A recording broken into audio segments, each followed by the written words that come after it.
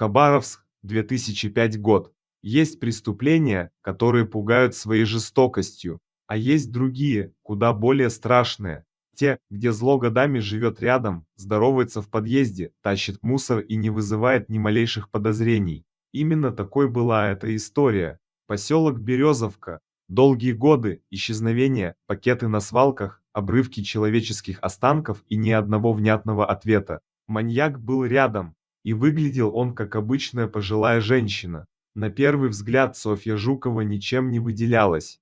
Тихая, замкнутая, угрюмая. Из тех, про кого говорят, живет сама по себе. Родилась в 1939 году, образование минимальное, вся жизнь прошла в тяжелом физическом труде. Работала разнорабочей, привыкла к грубой работе, к боли, к постоянному напряжению. Соседи с удивлением наблюдали, как уже в преклонном возрасте она в одиночку таскала тяжелые чугунные батареи, словно возраст над ней был невластен. Долгое время ее жизнь шла по привычному, пусть и небогатому, руслу. Семья, сын, дом. Но после смерти мужа что-то в ней надломилось. Следователи позже скажут, именно этот момент стал точкой отсчета. Жукова стала раздражительной, резкой, злобной. Особенно ее бесили дети. Их крики, игры, смех. Она не просто ворчала, она угрожала. Открыто, громко, страшно. Кричала, что подрубает руки и головы, если шум не прекратится. Тогда это воспринимали как старческую злость.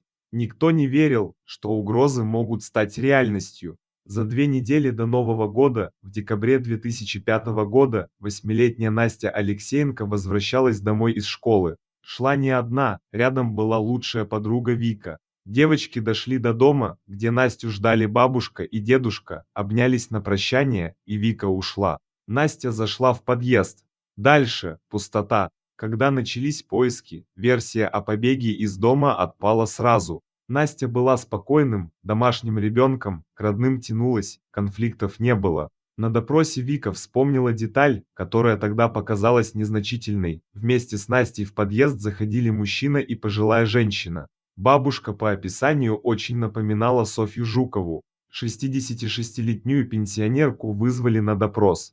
Она говорила уверенно и даже с каким-то удовольствием. Утверждала, что прекрасно знала Настю, что девочка часто бывала у нее в гостях, рисовала, играла, сидела на кухне. Но никто из соседей этого подтвердить не смог. Наоборот, дети вспоминали другое, Жукова регулярно кричала на них, когда они шумели во дворе или бегали по лестнице. По версии старушки, у входа она замешкалась с ключами, а Настю якобы кто-то окликнул с улицы, и девочка выбежала обратно. Больше она ее не видела. Рассказ показался следователям правдоподобным. Жукову отпустили. Через несколько дней, 27 декабря, на одной из хабаровских свалок мужчина наткнулся на черный полиэтиленовый пакет. Внутри были костные останки.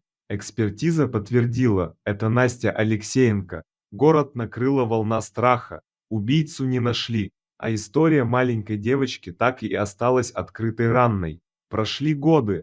Новых подобных преступлений не было, и трагедия с Настей постепенно ушла в прошлое. В 2013 году в квартире Софьи Жуковой появилась новая гостья, 77-летняя Анастасия Михеева, давняя знакомая. Она продала свою квартиру и собиралась переезжать к дочери в Москву, но оформление документов затянулось, и ей нужно было где-то пожить. Последний раз Михееву видели именно у Жуковой, когда почтальон приносил обеим женщинам пенсию. После этого Анастасия словно исчезла. Телефон молчал. Дочь забила тревогу. Жукову снова вызвали на допрос. Она была спокойна, собрана, без истерик и суеты. В ее квартире нашли следы крови, принадлежавшие Михеевой, но и тут пенсионерка нашла объяснение, якобы они поссорились, у подруги поднялось давление, пошла кровь из носа. Потом Михеева собрала вещи, села в черную машину и уехала. Родственники пропавшей настаивали, в Хабаровске у нее больше никого нет. Но дело так и не получило хода. Тем временем соседи начали замечать странности. Жукова стала носить одежду исчезнувшей подруги. А еще вдруг начала угощать соседей мясными пирожками, хотя раньше была угрюмой и нелюдимой. Она всегда была неприветливой, вспоминал позже один из соседей. А тут идет и ни с того ни с сего предлагает пирожки с мясом. Другая женщина рассказывала, что Жукова как-то принесла холодец. Муж отказался его есть, запах показался ему странным. Тогда никто не понимал, насколько это было правильным решением. К 2019 году Софье Жуковой исполнился 81 год.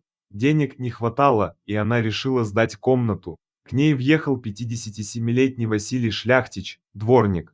Жена выгнала его из дома, идти было некуда, и предложение пенсионерки показалось спасением. Прожили они недолго.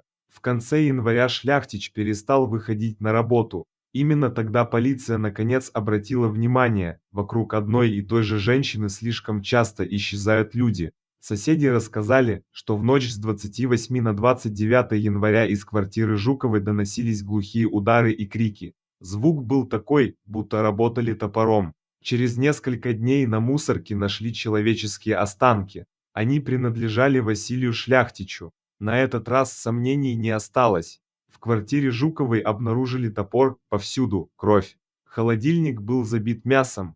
Пенсионерку отправили в СИЗО. Сначала она, как и раньше, все отрицала. Потом сменила версию. Заявила, что квартирант якобы напал на нее, пытался домогаться, и она защищала честь и жизнь. Следователи в эту историю не поверили. Во время обысков под линолеумом нашли высохшую лужу крови, она принадлежала Анастасии Михеевой. Круг замкнулся. В СИЗО Жукова неожиданно стала разговорчивой. Сокамерницам она призналась во всех 3 убийствах. Каждое из них, по ее словам, было справедливым. Настя раздражала ее шумом и детскими криками, однажды бросила жвачку и обозвала. Михеева была высокомерной и слишком много говорила о переезде в Москву. Шляхтич лез целоваться и позволял себе непристойности. За это, как считала Жукова, его следовало убить и съесть. В конце 2019 года начался суд. Пенсионерка вину отрицала. Экспертиза признала ее полностью вменяемой. Приговора она так и не дождалась. В 2020 году Жукова умерла.